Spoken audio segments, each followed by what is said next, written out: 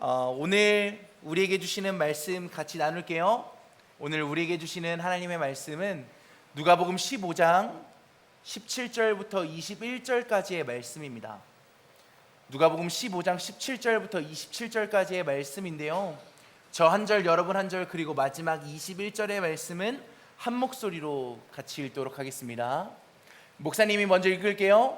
그제서야 그는 정신이 들어서 이렇게 말하였다. 내 아버지의 그 많은 품꾼들에게는 먹을 것이 남아도는데 나는 여기에서 굶어 죽는구나.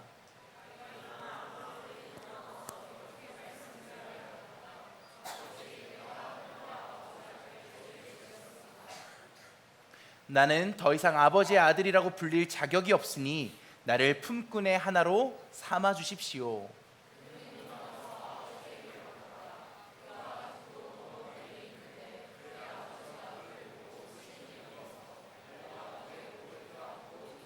우리 마지막 21절의 말씀은 같이 읽을게요.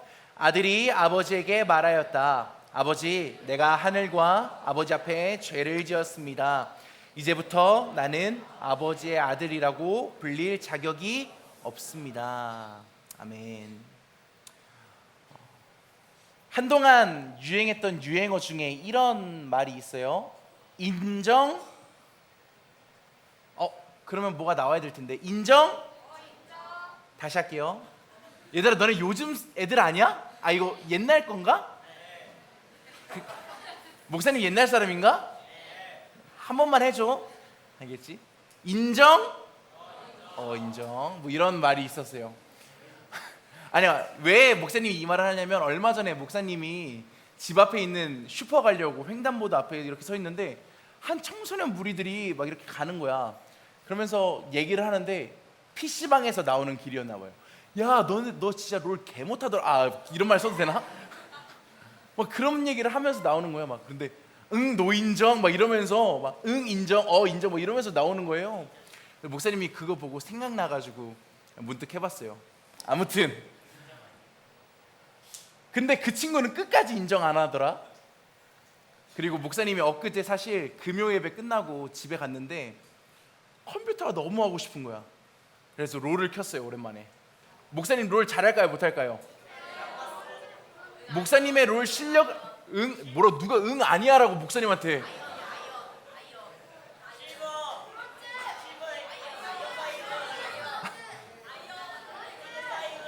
얘들아, 알겠어.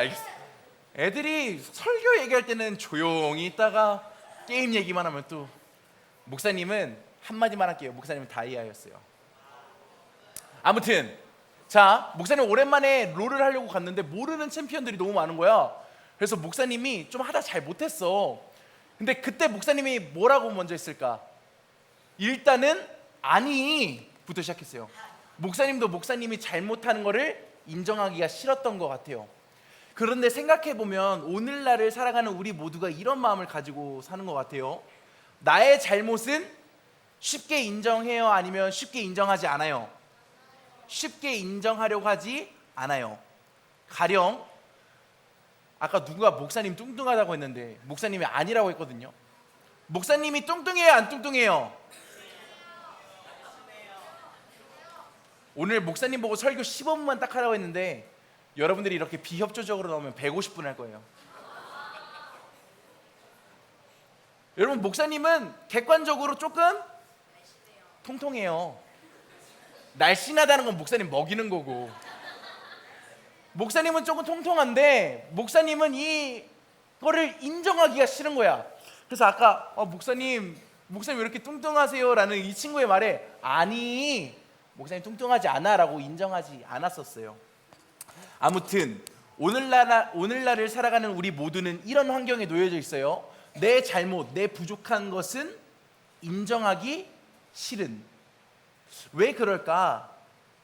내가 나의 실수를, 나의 잘못을, 나의 부족함을 인정하는 순간 다른 사람들에게 인정받지 못한다. 조금 부족하게 보일 수 있다. 조금은 이렇게 서로 간에 경쟁에서 밀릴 수 있다. 이런 느낌을 가지기 때문이라고 생각이 들어요. 그런데 사실은 우리는 모두 실수하는 존재예요. 잘못을 할 수밖에 없는 존재예요. 그렇다면 우리는 어쩔 수 없이 살아가면서 많은 실수를 하고 잘못을 하면서 살아가는데 어떻게 그 잘못과 실수를 극복하고 이겨낼 수 있을까? 오늘 그 이야기를 오늘 우리가 너무나도 잘 알고 있는 탕자의 이야기를 통해서 함께 알아가 보려고 합니다. 내용은 이래요. 한 아버지에게 두 명의 아들이 있었어요. 첫째 아들, 둘째 아들이 있었는데 어느 날 갑자기 둘째 아들이 아버지를 찾아와서 이렇게 이야기합니다. 어이, 아버지, 어차피 아버지 죽으실 거 아닙니까? 어차피 아버지가 돌아가시게 될 텐데 아버지가 돌아가신다면 그 아버지가 지금 가지고 있는 유산들 어차피 내게 올 거 아닙니까? 아버지가 죽으면, 아버지가 돌아가시면 내가 받게 될 유산을 흔히 말해서 미리 좀 땡겨 주십시오. 이렇게 이야기한 거예요. 여러분 집에 가서 이런 말 하면 돼요, 안 돼요? 이 말은 어떤 말이에요? 살아있는 아버지를 죽은 사람 취급하는 거예요. 이렇게 무례하고 예의 없는 말이 어디 있어요? 그런데 이 탕자라는 이 둘째 아들이 아버지께 조금 무례하고 예의 없는 이야기를 꺼내는 거예요. 그럴 때 아버지는 어떻게 반응할까요? 이놈의 자식이 어디? 아버지가 시퍼렇게 눈을 뜨고 살아있는데 회초리 가져와 하고 회초리로 때리셨을까요? 어떻게 했을까요? 그러면 그냥 예의 없고 무례하게 부탁하는 그 둘째 아들의 말에 아버지는 순순히 그래라 라고 하면서 자신이 가지고 있던 재산을 그 둘째 아들에게 주는 겁니다. 무례한 부탁을 들어주시는 아버지. 결국 그 아버지께로부터 둘째 아들은 유산을 받아서 아버지의 곁을 떠나요. 그리고 먼 나라로 가서 이제 본격적으로 즐기기 시작합니다. 어떻게 즐기냐면 누가복음 15장 13절에 이렇게 나와 있어요. 우리 한 목소리로 같이 읽어볼게요. 시작.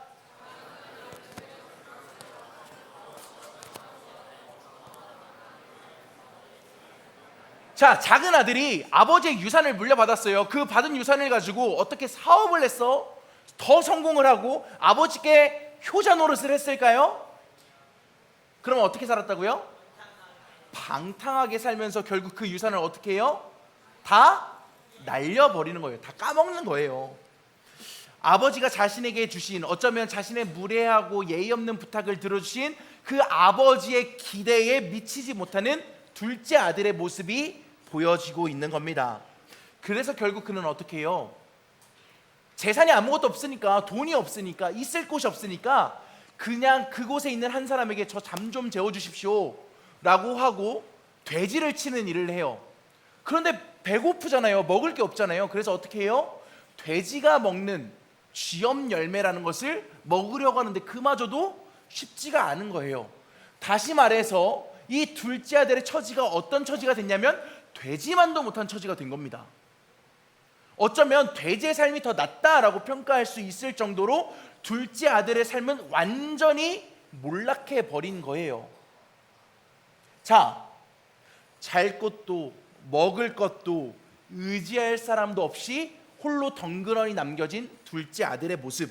그런데 그때 둘째 아들의 머리에 한 생각이 스쳐 지나갑니다. 아, 내가 이곳에 가면, 내가 이분께 돌아간다면 지금 내가 있는 상황을 완전히 뒤집어 엎을 수 있겠다라는 생각이 들어요. 그곳이 어디예요? 아버지의 집이에요. 아버지의 집에는 자신이 이렇게 생각해 봤을 때, 돌아봤을 때, 아버지의 집에는, 우리 아버지는 재산도 많으셨지, 또 종들도 데리고 있었지, 먹을 것도 많았지, 따스하게 잘 곳도 있었지, 내가 멋있게 입을 옷도 있었지, 이 생각이 문득 둘째 아들에게 스쳐 지나가는 겁니다. 그런데 이 둘째 아들이 아버지께 돌아갈 용기가 났을까요? 아버지께 했던 무례한 말들, 예의 없는 행동들이 생각나지 않았겠습니까? 자신의 실수가 떠오르지 않았겠습니까? 아버지께 떵떵거리면서 유산을 요청했는데 그 유산을 다 까먹고 거짓골이 되어버린 자신의 모습을 사람들이 손가락질할까봐, 비난할까봐, 조롱할까봐 걱정되지 않았겠습니까? 섣불리 아버지의 집으로 돌아가겠다라는 용기가 나지 않는 거예요. 자신의 실수가 혹여나 사람들에게 비난받을까봐 겁이 나서요. 그런데 그때 탕자의 선택은 어떻게 해요? 누가복음 15장 17절과 18절 말씀이에요. 한 목소리로 같이 읽어볼게요. 시작.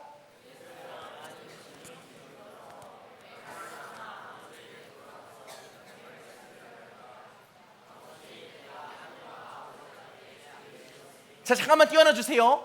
여기서 볼 수 있는 탕자의 심정의 변화가 있어요. 그것이 무엇이냐면 자신의 실수를, 자신의 잘못을, 자기가 범했던 과오를 어떻게 하는 거예요? 인정하는 거예요. 아버지, 내가 하늘과 아버지 앞에 죄를 지었다, 내가 잘못했다라는 것을 인정하는 마음을 이 탕자가 품게 되는 겁니다. 그렇게 자신의 잘못을 인정하고 아버지의 집으로 탕자는 터벅터벅 털레털레 걸어가고 있습니다. 그런데 자신은 아버지의 집을 향해 걸어가고 있는데 아직 아버지의 집이 많이 남았거든요. 그런데 누군가가 자기에게 막 달려와서 거지꼴이 된 자기, 며칠 동안 씻지도 못하고 돼지들과 같이 뒹굴어서 냄새나는 그 자기를 끌어안는 거예요. 그 사람이 누구예요? 탕자의 아버지예요.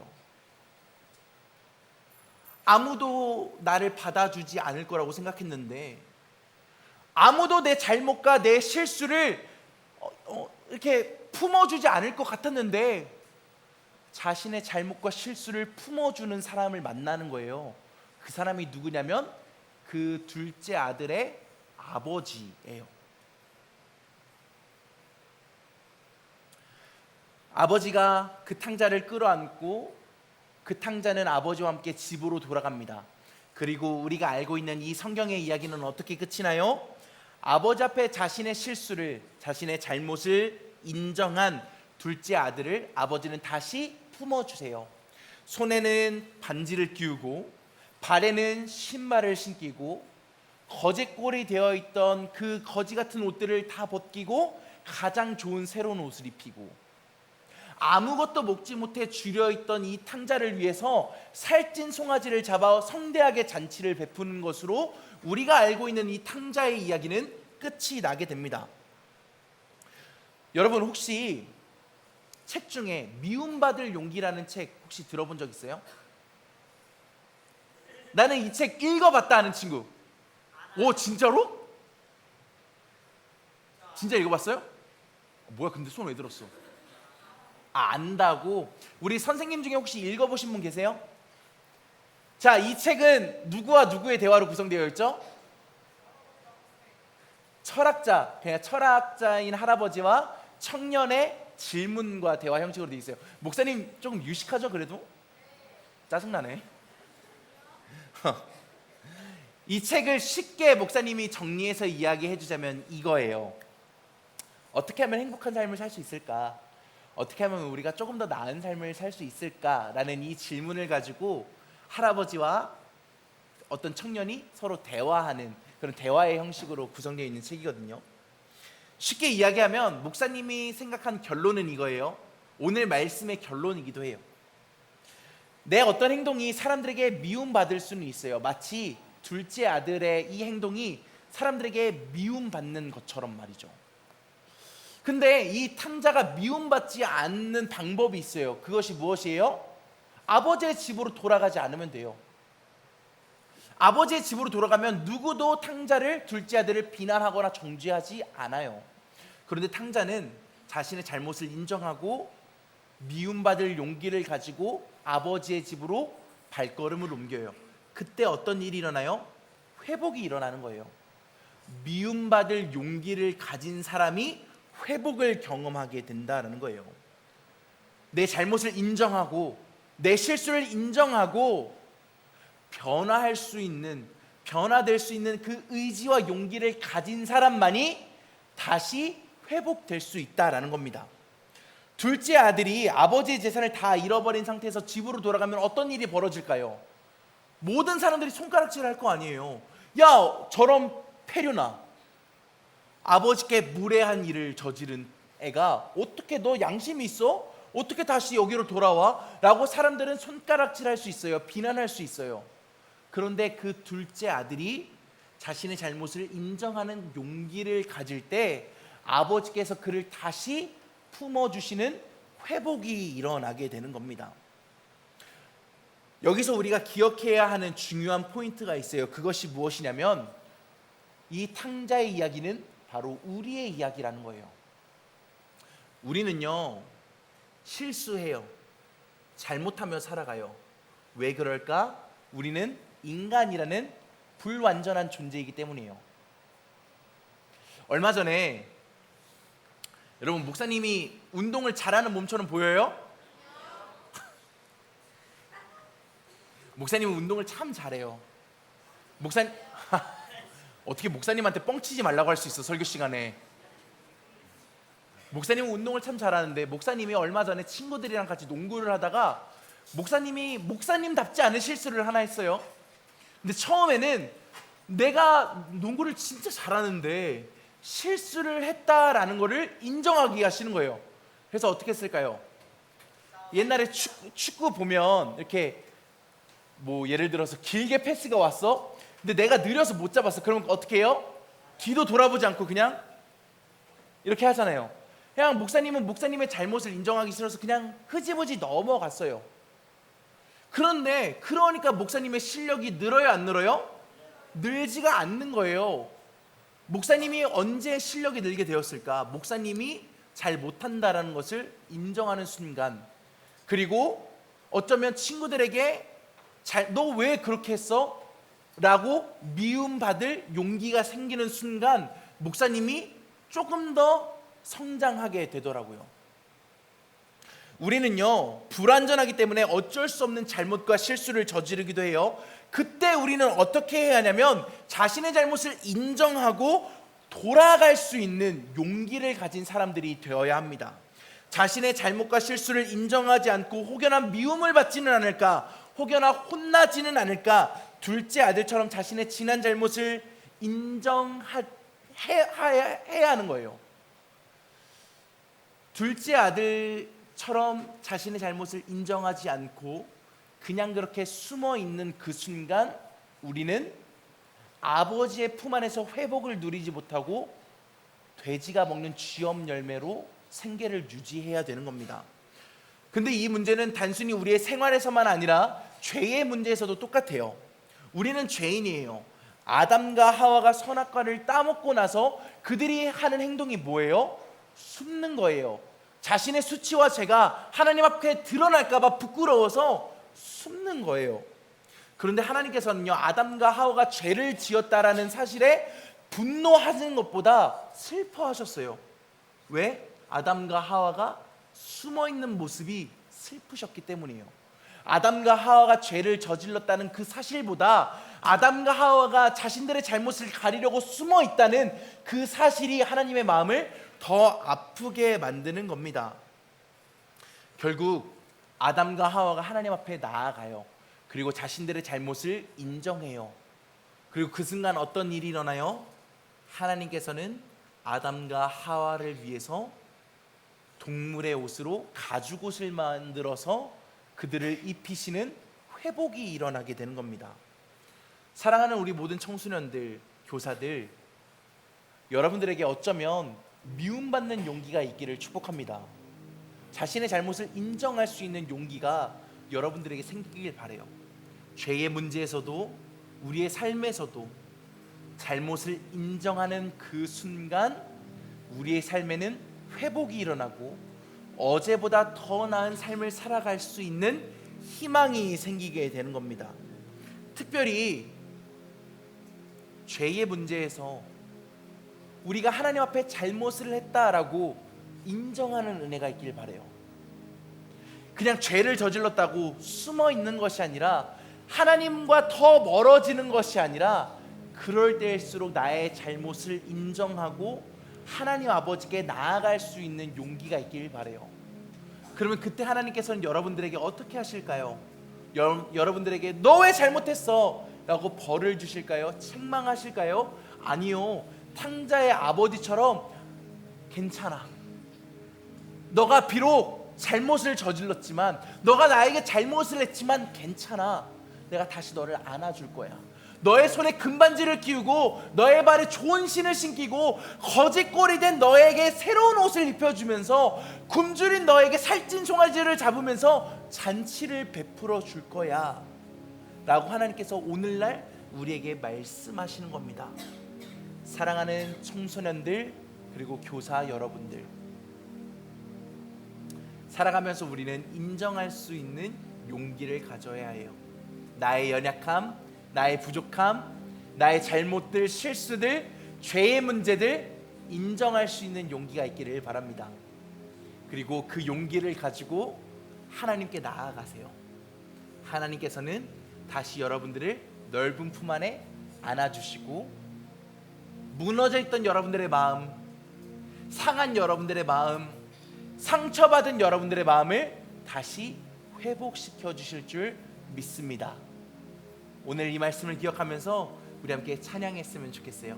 우리 함께 모두 다 자리에서 일어나서 함께 찬양할까요?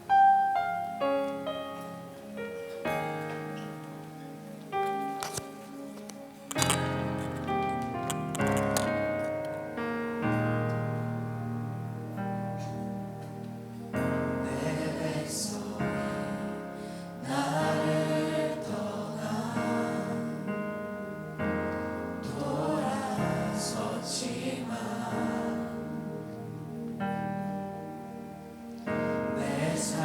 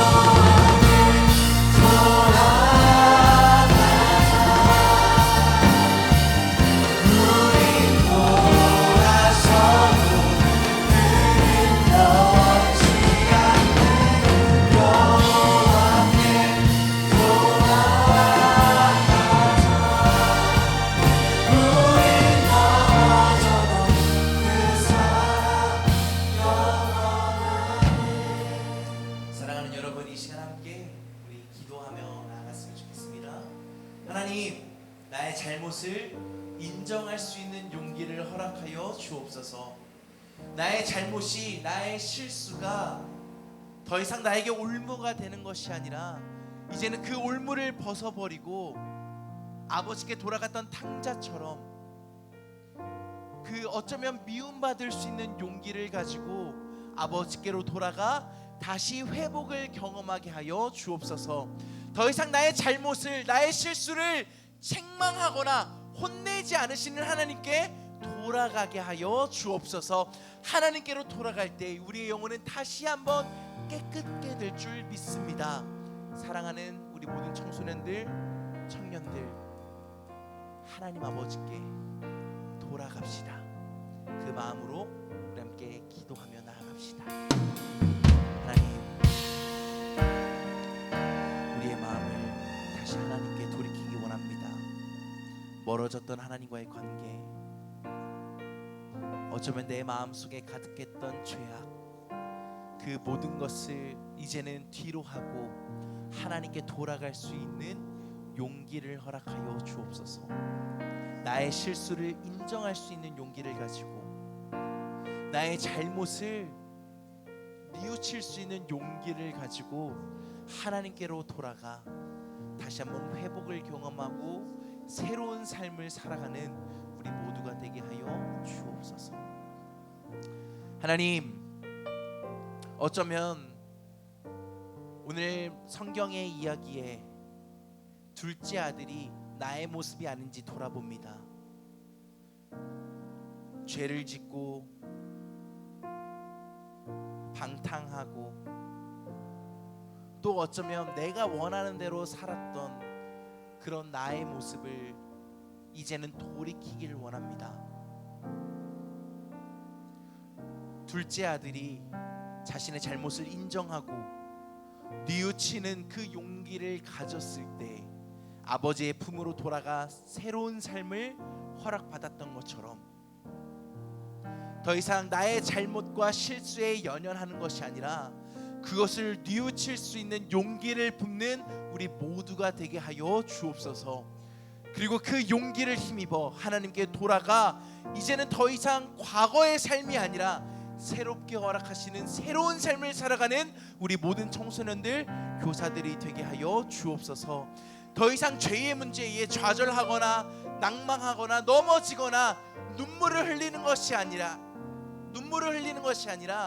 우리의 모든 죄의 문제를 깨끗게 하신 하나님께로 돌아가 이제는 하나님과 함께 새로운 삶을, 깨끗한 삶을, 정결한 삶을 살아가는 우리 모든 청소년들, 교사들이 되게 하여 주옵소서. 이 시간 친구 초청 예배로 모였습니다. 이 자리 가운데 새로운 친구들이 있고 또 하나님께서 이 자리 가운데 부르신 영혼들이 있습니다.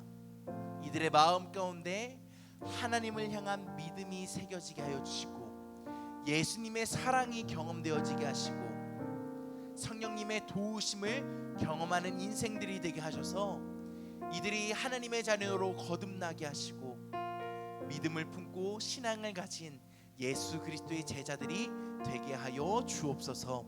사랑하는 모든 청소년들, 이 자리 가운데 마음과 정성, 예물을 가지고 나왔습니다. 이 모든 것을 하나님 앞에 봉헌하오니 귀하게 받아주시고 하나님께서 쓰시고자 하는 데에 예수 그리스도의 사랑이 흘러가는 곳에 귀하게 쓰임받게 하여 주옵소서. 사랑하는 모든 청소년들, 이제 예배를 마치고 삶의 자리로 파송합니다. 이들이 밟는 모든 땅 하나님의 아름다운 나라가 임하게 하여 주옵소서. 이들이 속한 모든 공동체에게 예수 그리스도의 사랑이 흘러 전해지게 하여 주옵소서. 그래서 많은 사람들이 우리 청소년들을 보고 우리 모든 교사들을 보고 하나님을 알게 되는 축복을 허락하여 주옵소서. 이제는 우리 구주 예수 그리스도 구원의 은혜와 아버지 하나님의 한량없으신 사랑과 성령님의 감화 감동 교통하심이 나의 잘못을 인정할 수 있는 용기를 품고 다시 하나님의 자녀로 살기로 결단하고 돌아가는 사랑하는 모든 청소년들과 교사들 머리 위에, 이들의 삶의 모든 자리 위에, 이들이 걸어갈 모든 걸음걸음 위에 이제로부터 영원토록 함께 하시기를 간절히 축원하옵나이다. 아멘.